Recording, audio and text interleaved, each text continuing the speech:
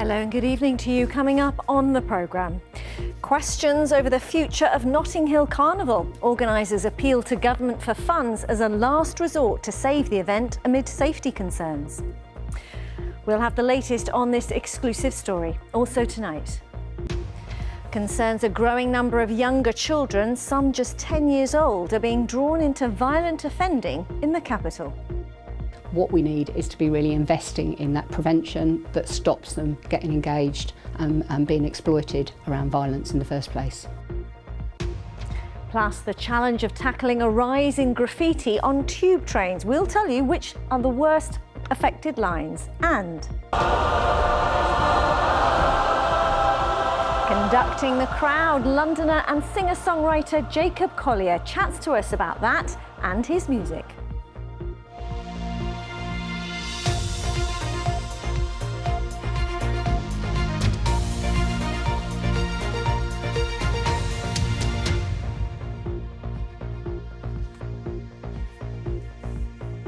A very warm welcome. Good to have you with us.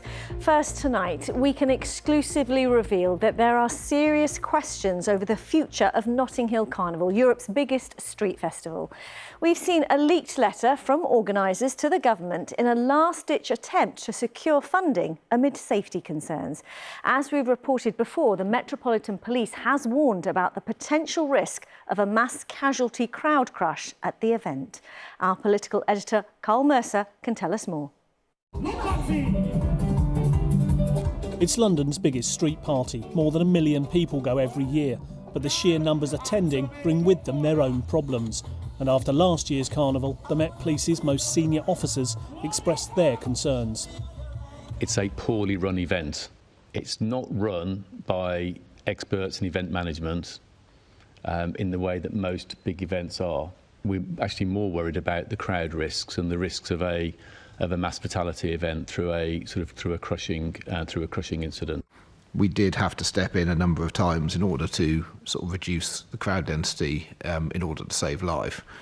So I think whilst we acknowledge the sort of the crime often gets the headlines, actually the thing that worries me most is the crowd density and the potential for a mass casualty event. At the same time, carnival organisers had ordered an independent review of safety and security. It cost £100,000 of public money, but has not yet been released, despite being finished in April. But the concerns it addressed have been laid bare in a letter leaked to BBC London.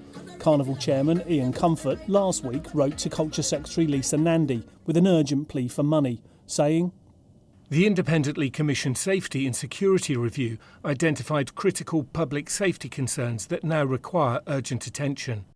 It goes on to say, "While we remain focused on delivering a safe and inclusive event, the scale and urgency of the measures now required exceed the financial capacity of a not-for-profit organisation."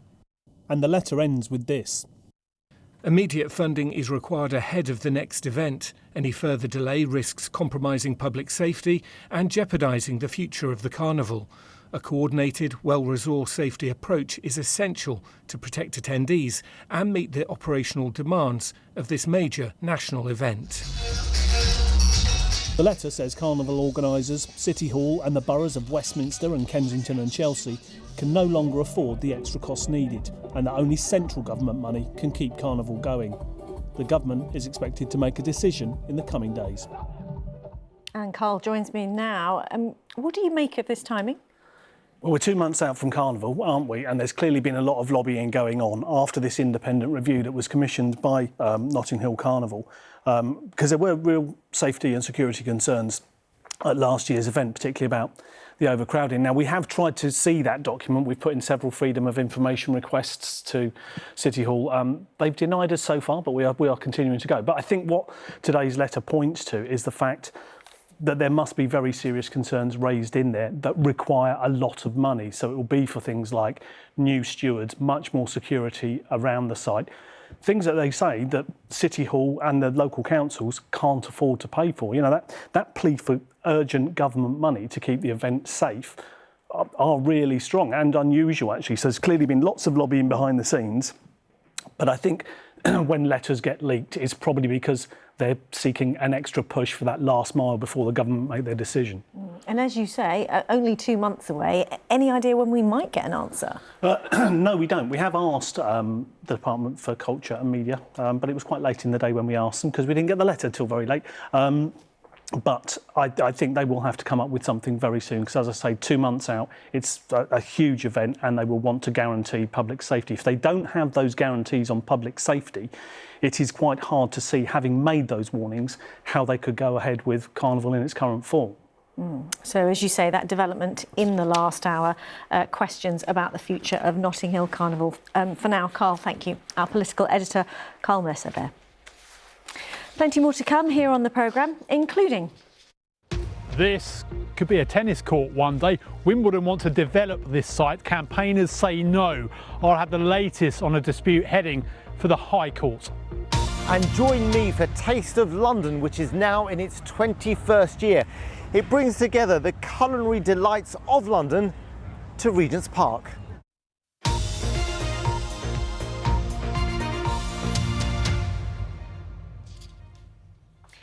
Next, how a growing number of younger children in London, some aged only 10, are being drawn into violent offending in the capital. That's according to a new report commissioned by the Mayor's Violence Reduction Unit, who say it highlights why more work is needed to reach vulnerable children in primary schools.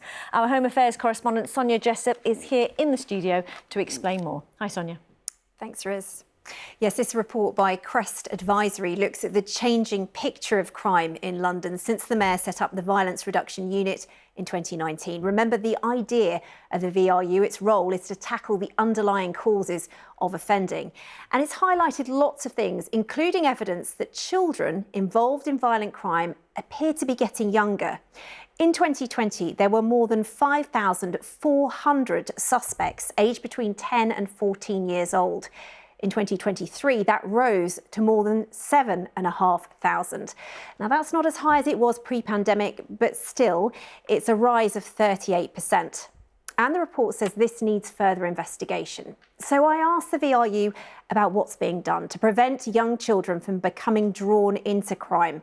And they say the answer is more intervention work, even earlier, in primary schools. Let's take a look.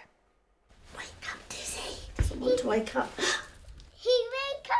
Being able to communicate and understand others is a vital part of growing up. These pupils are getting extra help early on with speech and language. What do you think he's eating? I like sandwich.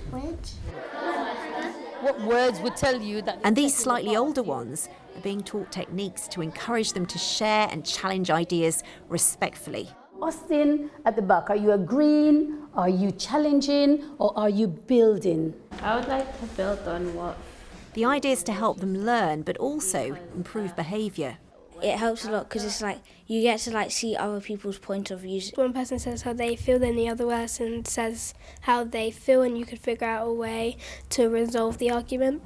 We'll talk about how feelings and how to communicate with people how you're feeling. It stops fights and it stops people getting upset. Tell me what your partner... Their teachers say they're noticing a big difference. Children are better able to advocate for themselves. They're definitely able to communicate more effectively with one another. We have seen a reduction of children having any kind of behavioural problems. And does it go in the wardrobe or the kitchen? The school is among around 70 across London who've received funding from the Mayor's Violence Reduction Unit under a 3-year programme costing £3 million. But some might be sceptical on how supporting young children with language skills keeps the older ones safe from knife crime. What would you say to them? I can appreciate that, but it's entirely logical. One of the key factors of a young person being excluded or being suspended from school in secondary school is very often because they're unable to articulate themselves very well, and that turns into bad behaviour.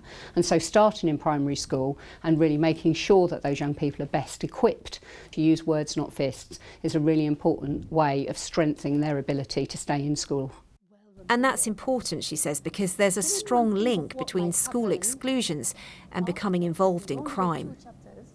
Slow down! I want to sit down! You do not tell me when to sit down! The TV drama Adolescence told the story of 13-year-old Jamie, arrested for murdering a teenage girl, exploring the influences of misogyny and social media.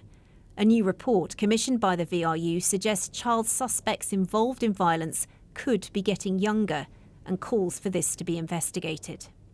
By the time they're in secondary school, it's too late. Head Manda George says it makes sense to fund these programmes in primary schools so teachers can intervene early. Children who perhaps might need some help with being able to talk about their emotions and how they're feeling, as opposed to hitting out or lashing out. You know, we can spot that quite quickly. Who is walking? The bus. It will take time to see if programmes like this can help keep children safe. Sonia Jessup, BBC London. And you can see more on that story and further analysis on our website, bbc.co.uk/London. A brief look now at some of the day's other stories. Detectives think the murder in Camden of 69-year-old Jennifer Abbott could be linked to a diamond-encrusted Rolex, which they believe is missing from her possessions. Her body was discovered at her home in Mornington Place on Friday. The standard charge for car drivers using the Dartford crossing, which links the M25 in Essex and Kent, will rise by £1 to £3.50 in September. Transport Minister Lillian Greenwood said the road was used by as many as 180,000 vehicles each day and that the current charge was no longer sufficient.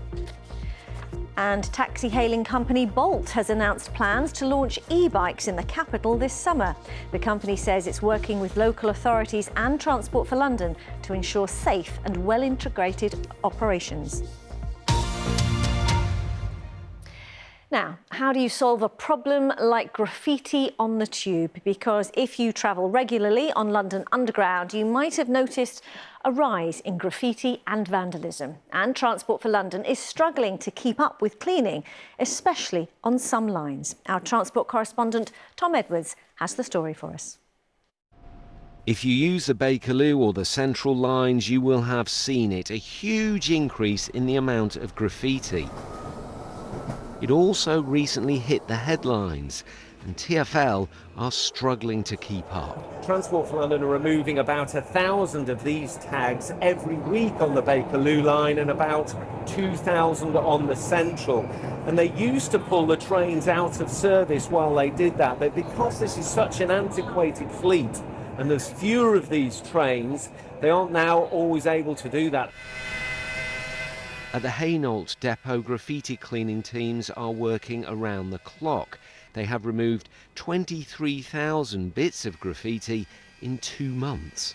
This is the normal daily activities of removing the graffiti tags that are put on. They're buffing it off with lightweight professional buffers and a compound because it's leather dye, it's not paint.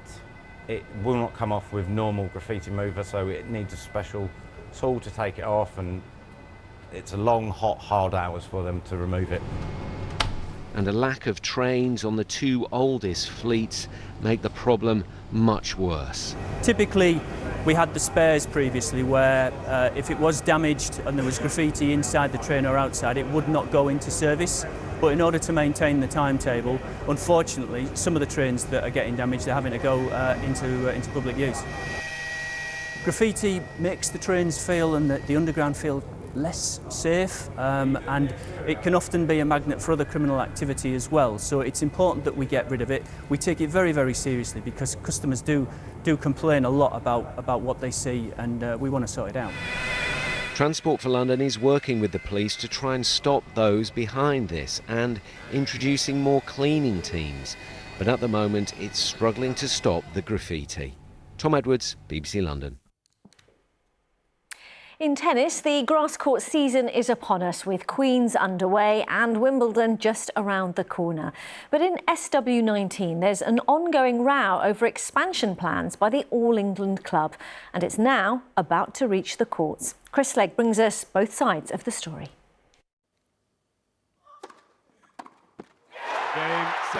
Wimbledon rarely disappoints for drama on the court. This summer, there'll be drama in court as well. A judicial review into Wimbledon's plans to expand onto what was a golf course on Wimbledon Park. Thousands of locals object. Thousands too, says chair of the All England club, Debbie Jevons, support the proposals. We've done some polling, and the recent polling demonstrates that those in favour of our project has gone from 50 to 62%, but importantly, those against it is less than 10%, and that's really, really encouraging to us as we look to deliver a fabulous new park for them. The All England Club says it surveyed 10,000 people. Many more, though, have signed a petition against the plan set up by campaign group Save Wimbledon Park.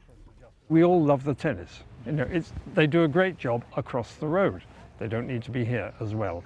There are some local people, but actually we've had 22,000 petitioners. We've had 1,100 separate donations to our fighting fund and serious local support. The plans entail the building of 38 new courts and an 8,000-seat stadium. It would allow Wimbledon to move their qualifying tournament here from Roehampton, effectively extending the championships by a week. We are the only Grand Slam that doesn't A, have a permanent venue for its qualifying, or B, is able to have its qualifying on site, and we want to be able to match what our other Grand Slams do to maintain Wimbledon at the pinnacle of the sport. Simon will protest as a strawberry when the judicial review takes place at the High Court during Wimbledon fortnight. Are you NIMBYs? Yeah, we get accused of that a lot. This case has huge significance. Altec, the All England Lawn Tennis Club, are trying to build on land that is Metropolitan Open Land, so that's same as Greenbelt. There's at least 50 other MOL sites in the London area. If they allowed to build, that has a really bad precedent set for the other 50 MOLs. So this goes far beyond just this particular area. Legal challenges to overcome, lots of work to do. What's the earliest you could envisage your dream becoming a reality? Early 2033, but what I will state is that as and when we are able to do so, the first thing we will do is deliver the park, is turn the golf course, the 23 acres, into a park. So the public benefit in that respect will be much earlier than when we're hitting tennis balls. Whoever does win was still some way from game, set and match. Chris Slegg, BBC London. Thanks for being with us this Wednesday evening. Still to come for you before 7.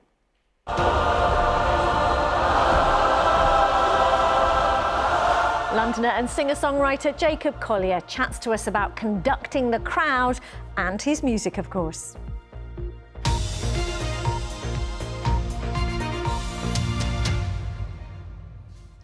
Before that, though, time to tickle the taste buds now. If you're in or around Regent's Park for the next few days, you might sense some appetising aromas in the air because the Taste of London Food Festival is back, can you believe, for its 21st year, showcasing food and drink from all over the world. Assad headed down there and can tell us more.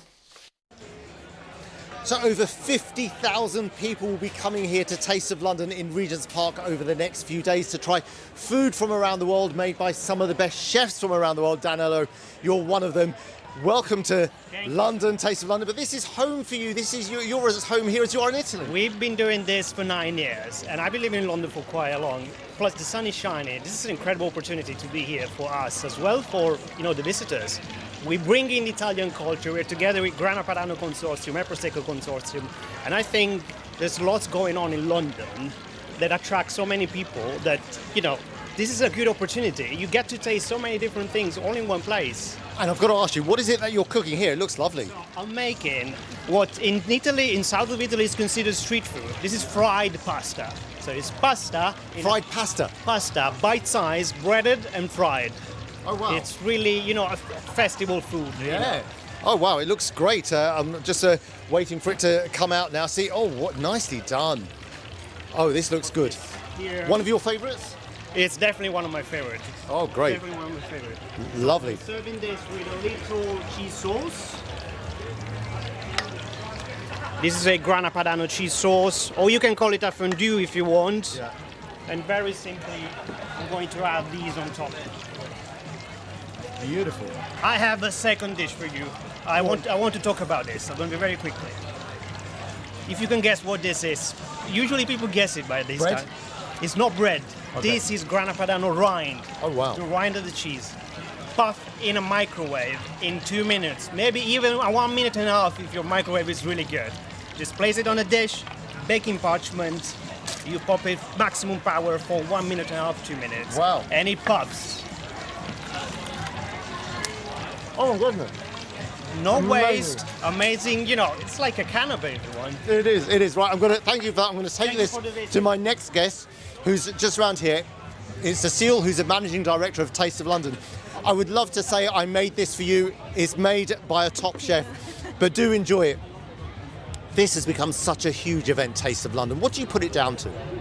Well, I think it's reflecting the level of the restaurant dining scene, the dining scene in London with the amazing variety of chefs, cuisines, the level of the chefs. So we're just, bringing the best of London here. And there's a lot to do here. It's not just tasting food. What other things can people do? Lots to do. So free food and drinks masterclasses, fire pit cooking demos, you have DJs, you have like games, like there's lots to do. Thanks very much. Well, Taste of London is on until Sunday, and details are available on the website. Assad there with a treat for the taste buds, but now to a different sense, hearing. And a man who's been dubbed the colourful Mozart of Gen Z by the New York Times. He's the singer, songwriter, composer and producer Jacob Collier, who this year won his 7th Grammy. He's also headlining the Love Supreme Jazz Festival this summer. Already a big year, and it's only June. Alice Bandakravi has been speaking to him. Now, the last time that we met was back in 2016.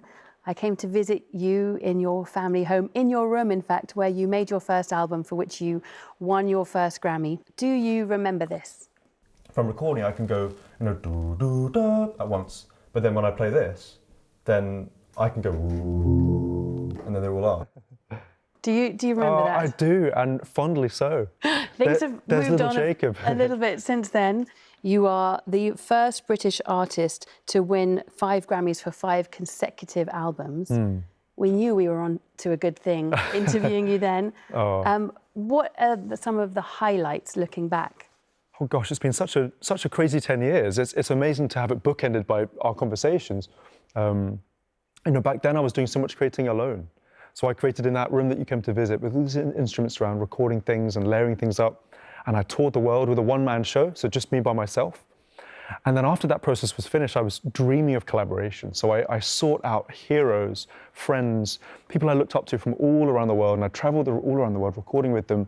And that one-man show became sort of bigger and bigger and bigger. And then this latest album I put out has over 100,000 people on it. So it's almost like the polar opposite of those early days in my room. But the essence of it, the energy of it, at the heart of it is still very much the same. It's still Jacob. You perform live all the time. You famously performed at Glastonbury, and you did something that you've become quite famous for doing, this audience choir.